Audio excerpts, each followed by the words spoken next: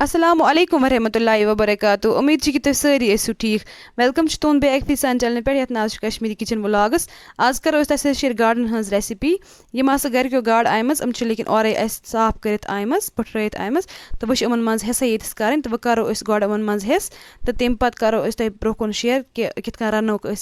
video वुजो तुम Indus तम बे कर वीडियो लाइक तो चैनल ते कर असल पे सब्सक्राइब तो कमेंट ते कर तुम कत पे वुचन सान रेसिपीज तो तम पे छजम असल पे त्रिक नून 2 चमच बे त्रो अत मज लिदर 1 चमच ये गाड रन सह गो गोड जरूरी नूनस तो लिदर मज था 10-15 मिनटन रेस्टस तो तम पे तील वह गरम गसन ये गरम ग तील तो तम पे गाड फ्राई कर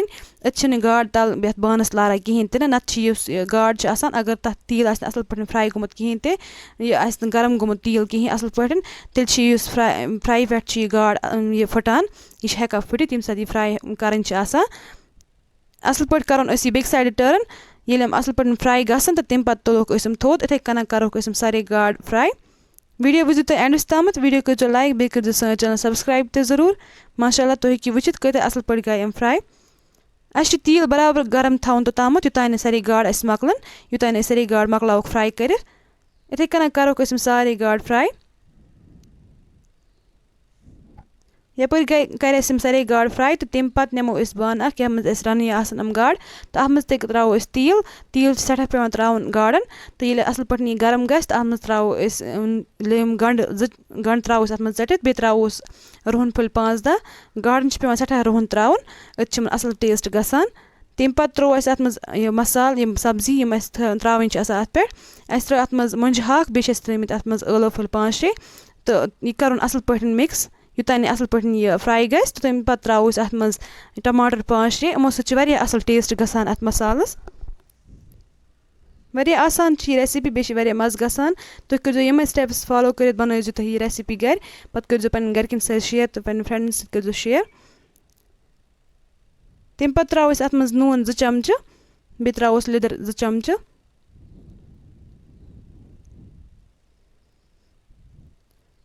बे त्रो मरचांगन टेस्ट अकॉर्डिंग अस त्रे अत मज 3 चमच गाड पे स्पाइसी थोड़ा रन गसन टिछे पहमत असल मज़ तम पे करोक सारी मसाल अत सत मिक्स अत सब्जी सत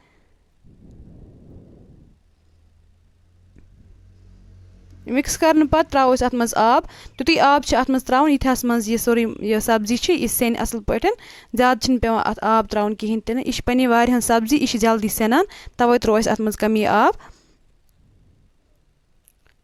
तम पे त्रो अत मज बाकी मसाल अस त्रो अत सब्ज ٲl 2 बे बड़ ٲl 2 बे दालचीन कलम 2 बे त्रो अत मज रोंग फुल 5-6 बाकी पे त्रो बाकी मसाल पाउडर आसान घर इत बदियान पाउडर आसान गरम मसाल बाकी मसाल आसान तम त्रो अत मज 1 चमच बे त्रो मेथ 1 चमच असल पे करोक सारी मसाल मिक्स तम पे त्रो अत मज रुहन सब्ज आसान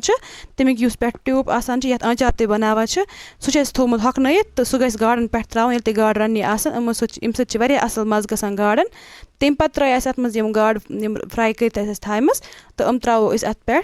पे अत मिक्स कर कहें ते पे पे थाव नत फटान ये गाड अत पे त्रो पे तम पे चमच यूज कर कहें ते नत गाड फटान